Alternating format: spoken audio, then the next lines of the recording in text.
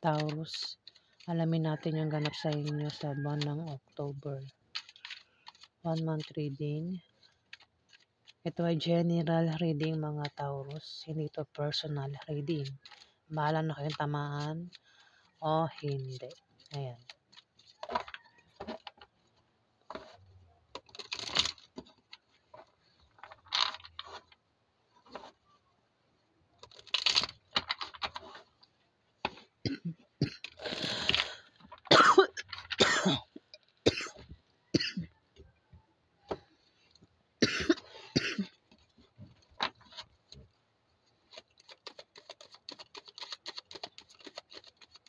Medyo makati yung lalamunan ko kaya hindi ko mapigilang umubo. Galing ko lang kasi sa sakit.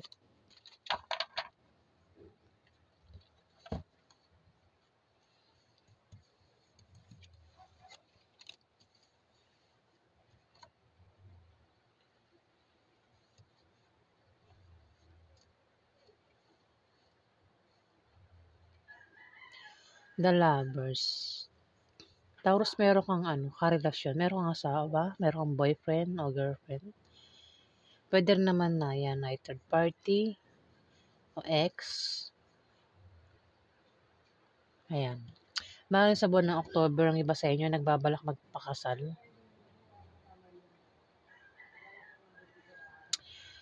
The Lovers, di ba? Malakas ang attraction. Kumbaga, attracted. Pareho kayong attracted ng karelasyon mo, Taurus, sa buwan ng October. At ang iba nga sa inyo ay nagbabalak magpakasal. Ayan mga Taurus. Pwede rin na may pagkikita, reunion sa inyo. Itong karelasyon mo kung malayo yan sa'yo.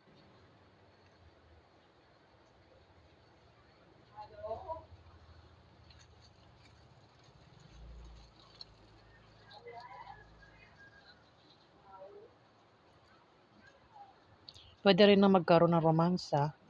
Ayan, Taurus sa buwan ng October. Queen of Swords. Maaaring ang karelasyon mo ay Libra, Aquarius o Gemini ang zodiac sign. Babae. Maaaring sa kang lalaking Taurus at meron kang karelasyon na Libra, Aquarius o Gemini ang zodiac sign. Ayan, at siya nga ay babae. Ang Queen of Swords na ito ay matalino, matapang, diretso magsalita at medyo seryoso. Kung titignan mo sa picture, ang taong ito ay parang pasarap pa, no? Kumbaga, pag nasa bahay ito, parang pabanjing-banjing lang, walang ginagawa. Parang,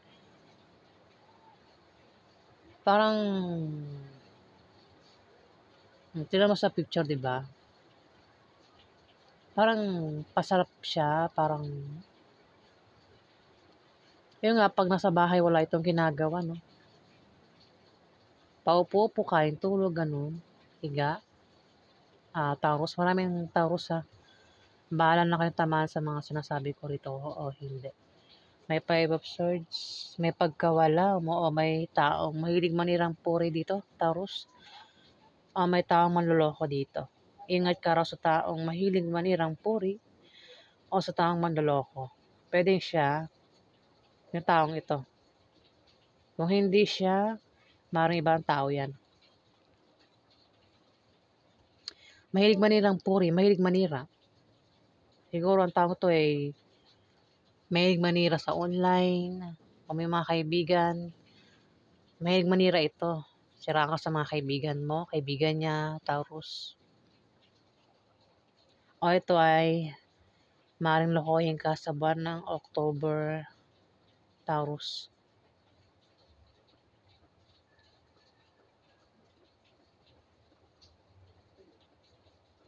Ayan, ingatan mo rin daw ang sinasabi mo at ginagawa mo sa buwan ng October, Taurus. Kung meron kayo paglalaban, Taurus, mukhang mananalo ka.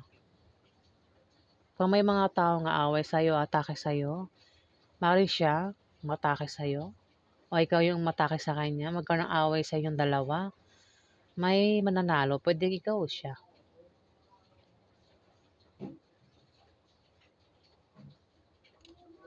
Ayan, Taurus.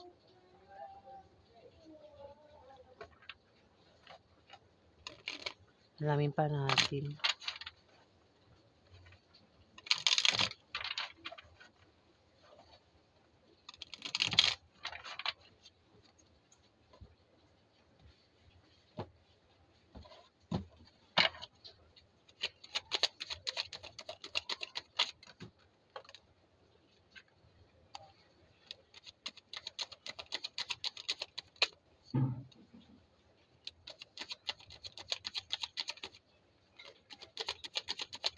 Kung meron kayo paglalaban, ayan, maring manalo ka.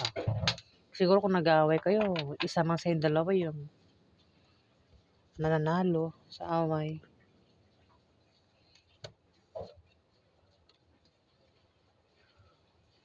Kumbaga, isa sa yung dalawa talo. Siya yung laging panalo, ganun. Kung grupo ito kasi may ano rito may mga ano ba to? Limang swords, limang tao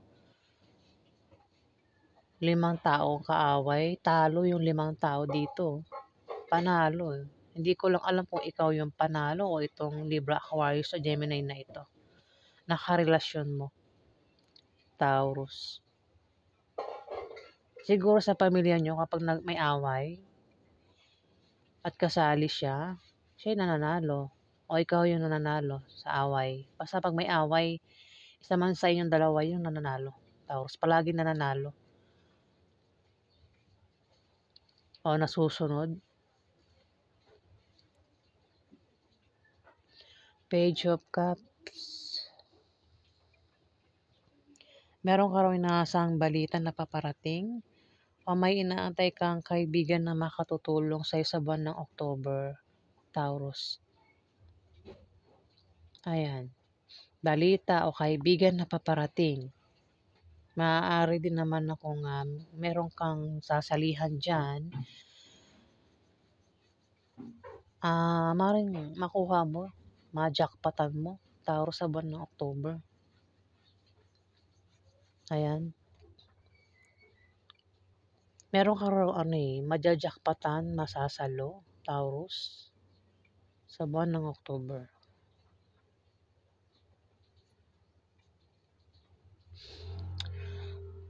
Wheel of Fortune, meron kang plano, idea, o pangarap na gusto mong gawin sa buwan ng October. Pwedeng balak nyo mag-travel. Kung ano man yung nasa isip nyo, yung nga lang, Wheel of Fortune, hindi ka sure kung susortein ka o hindi. Sabi na balak mong yan o pinaplano mo. Pag inikot mo yung ruleta, hindi ka sure kung tatama ba yan sa lucky o alam mo na. Wheel of Fortune, di ba? Ruleta. Pag inikot mo, hindi ka sure kung mamalasing ka ba o susortehin ka. Maaari din naman na meron kang mabilisang paplanuhin o may biglaan kang paplanuhin. Dahil kailangan, maaaring may plano ka na ipagpapaliban mo muna, pabuti man o masama, maging, swertehin ka man o hindi, maging matatag ka, Taurus sa buwan ng October. 9 of Wands, merong atake sa'yo. Pwedeng ikaw yung atakin o ikaw yung atake sa kanya, mukhang magkakaroon ng away sa inyo ng karelasyon mo, Taurus. Pwede rin naman, kayong dalawa magkarelasyon, may balak dito, may plano kayo sa buwan ng October. Kasi ang pinaka-card natin, first card is the lovers. Mukhang sa inyong dalawa ito. Kwento nyo itong dalawa, Taurus. Kayong dalawa, nagpaplano.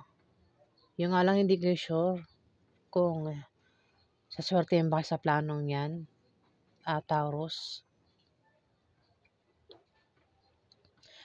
At dito, mayroong ang pag-atake pwedeng magkaroon ng away sa iyo sa buwan ng October. Nitong Libra, Aquarius o Gemini na ito na babae. Ayan, pwedeng asawa mo nga yan. O yan ay member ng pamilya mo, Taurus, kamag-anak mo, kung sino pa yan sa buhay mo.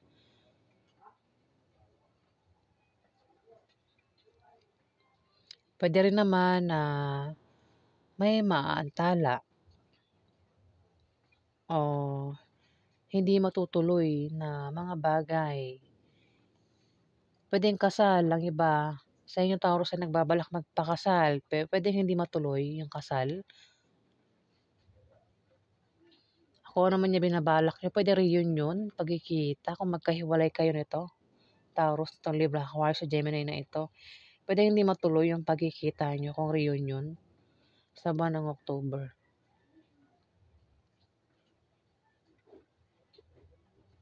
Meron kasi hindi matutuloy na pangyayari eh. Pwede rin kung may plano kayong dalawa sa buwan ng October, pwede hindi matuloy, Taurus.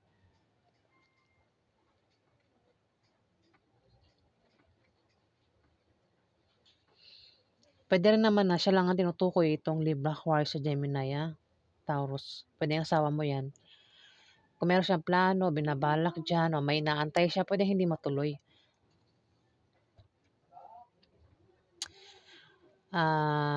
Pwede rin naman talaga na may atake dito, may pag-atake at magkakaroon ng away sa inyong dalawa sa buwan ng October.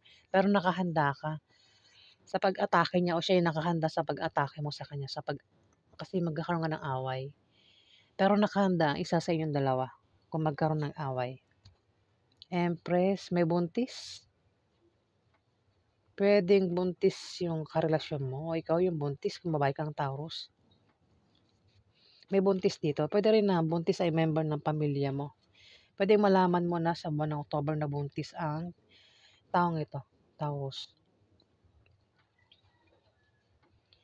Kung wala naman daw buntis, meron ka daw pinaghihirapan na magbubunga ng maganda sa buwan ng October.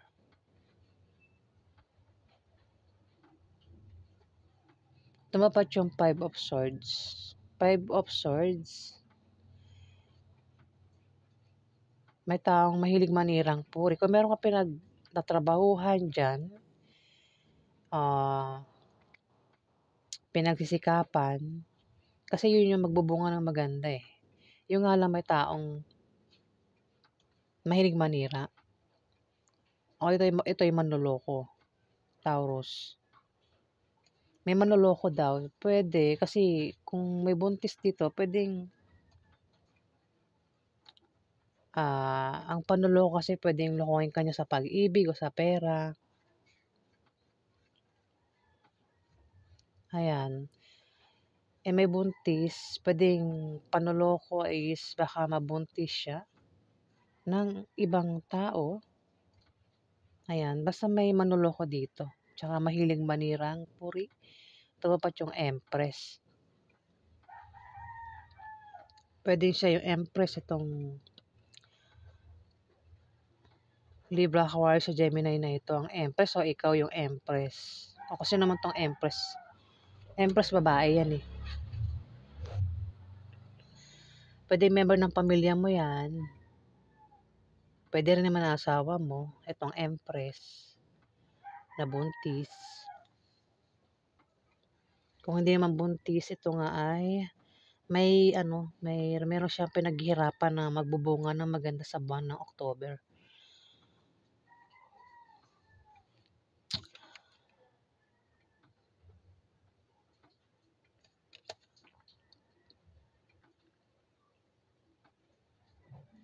Ayan, Taurus.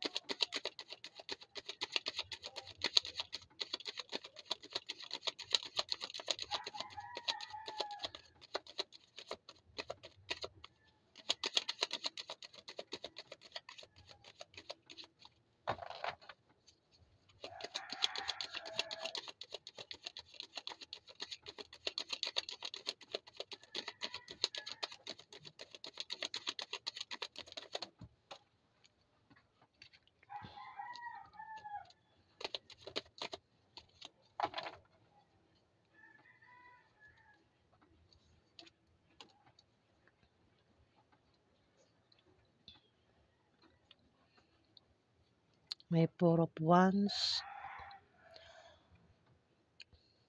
Maaaring may gantimpala kang matatanggap Taurus sa buwan ng October. Ayan, kaya pala nakaganon yung ano. Gantimpala, ang maaaring matanggap mo sa buwan ng October ang iba sa inyo, Taurus. Gagantimpalaan. Ayan.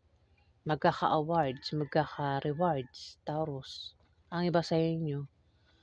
Ang iba naman sa inyo ay nagbabalak magbakasyon, mag-out of town,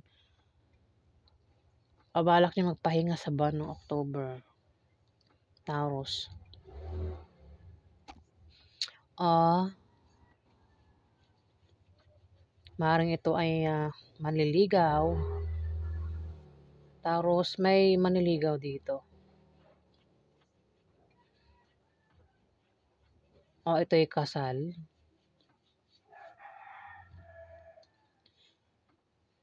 Kasi may hawak siyang bulaklak. Ayan. Pwede rin na kung babae kang Taurus, pwede makatanggap ka ng bulaklak sa buwan ng October. O ikaw yung magbibigay ng bulaklak sa buwan ng October, Taurus. Isa rin itong manliligaw eh, di ba? May hawak siyang bulaklak eh. Pwede rin nga ang kasal.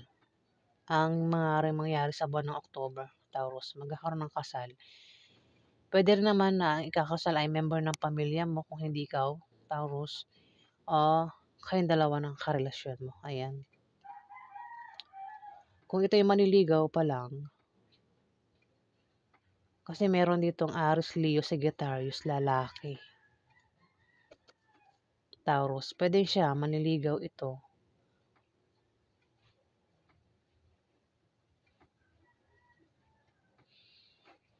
Si King of Wands sa isang lalaking malikhain, malakas ang loob, matapang at charismatic.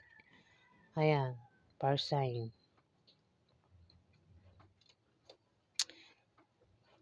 Pwede siya rin ang tinutukoy ng Wheel of Fortune na may plano ito.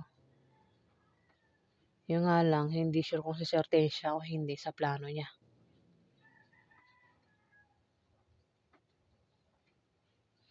Ayan. Plano siguro niya manligaw. Meron siya liligawan sa buwan ng October. Plano niya magpakasal. Ayan. Kung may plano, mukhang hindi mangyayari. Kasi lumabas yung Wheel of Fortune tapos may hindi matutuloy dito. Ayan. Taurus ang ganap sa inyo sa buwan ng October. Pwede rin na malaman na may buntis dito sa buwan ng October. O may mabubuntis. Ayan. Kung walang buntis, yan daw ay meron daw kayong pinaghihirapan na magbubunga ng maganda. Taurus. Kung ano man yan pinaghihirapan nyo, kayo lang nakakaalam.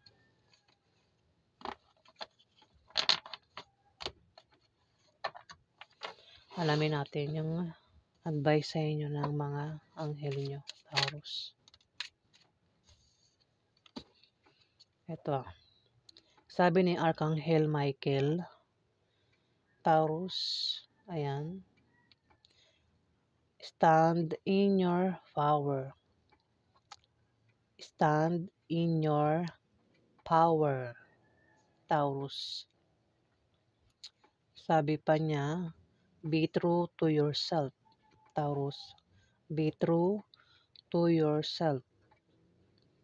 Ayan, Taurus. Kuha pa tayong dalawa. Ano pa yung gusto sabihin ng mga anghel nyo sa buwan ng October? Sabi ni Archangel Cristel, connect with unicorns.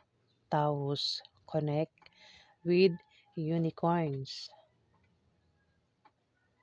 At sabi pa niya, receive the white ascension flame. Receive the white ascension flame. Ayan, Taurus. Kuha pa tayong isa.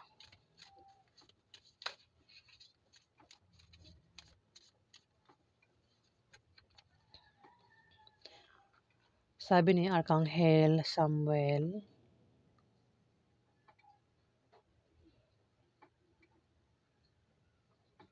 Samuel o Samael? Ayan, basta Samuel. Ayan, na Taurus sabi niya. Choose harmonious responses. Ayan. Responses. Responses. Ang sabi pa niya, act with wisdom and grace. Ayan, Taurus. Basahin mo na lang. Nilalapit ko na sa camera.